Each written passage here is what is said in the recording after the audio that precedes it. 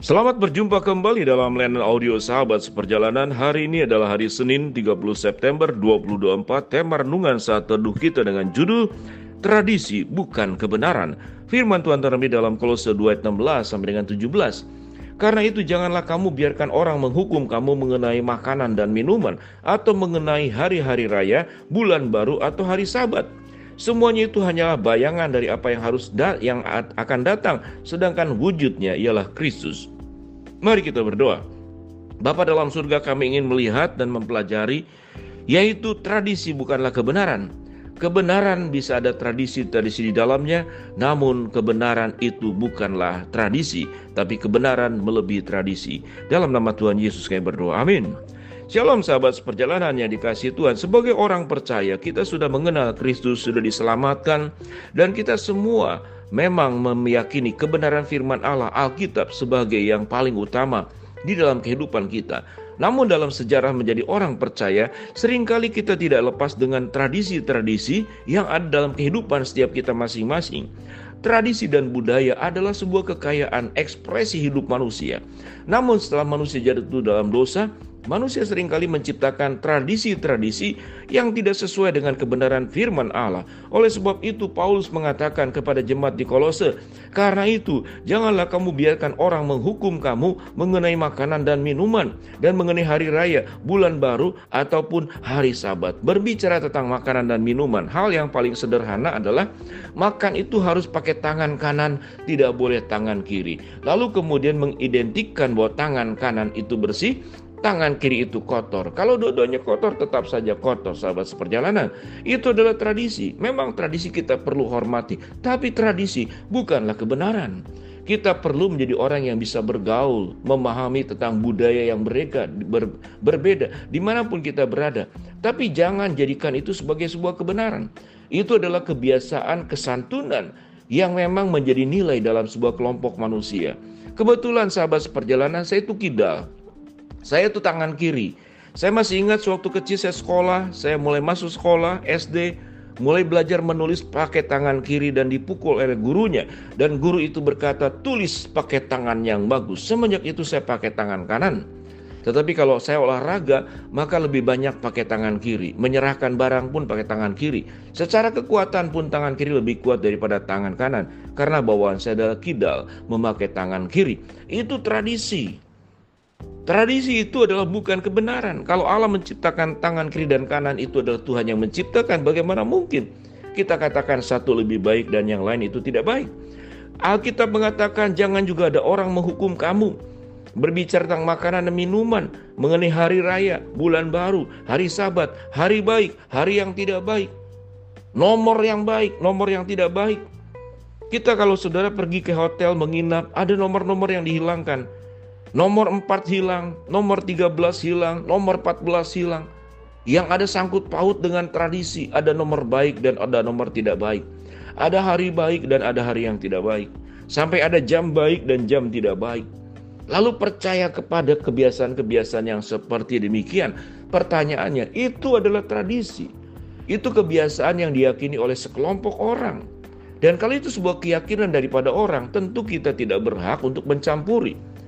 Karena undang-undang saudara-saudara memberikan sebuah keleluasan setiap orang itu boleh hidup dengan keyakinannya. Tapi kalau dari sudut terang firman Allah, kita jangan kemudian mengikuti tradisi-tradisi yang ada. Kalau mau menikah, cari tanggal yang tepat, hari yang tepat.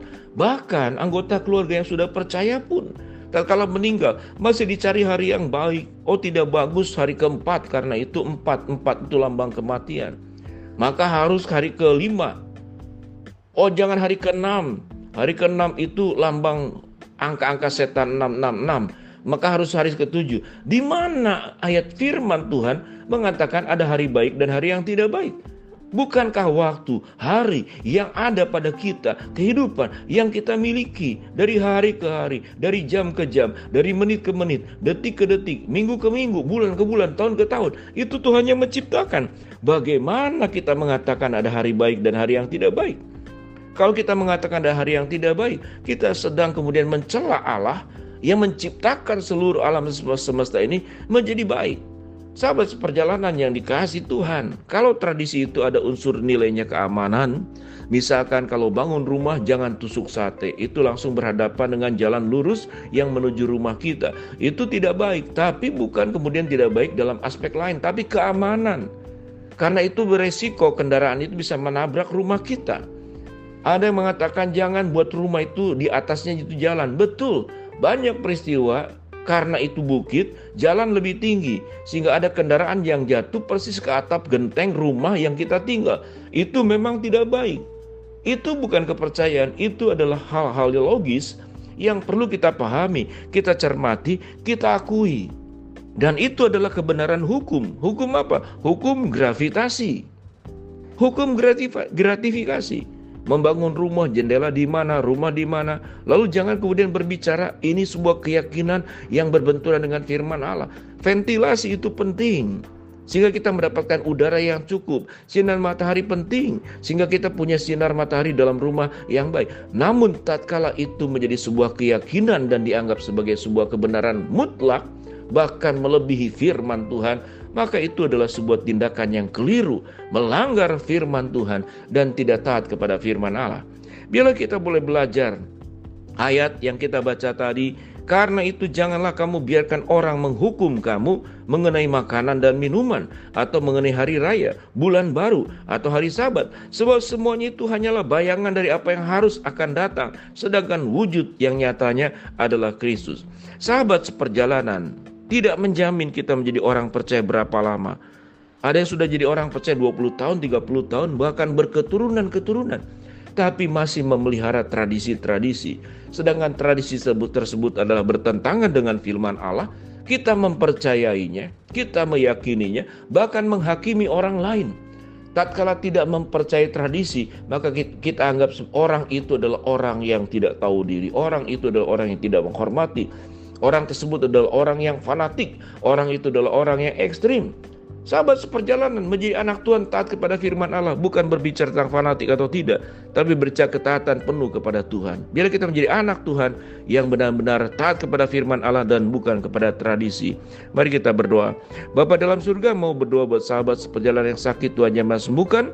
Yang sedang menghadapi masalah, Tuhan bukakan jalan. Yang sedang berdoa mengharapkan sesuatu, Tuhan kabulkan dengan cara dan waktunya Tuhan. Dalam nama Tuhan Yesus kami berdoa, amin.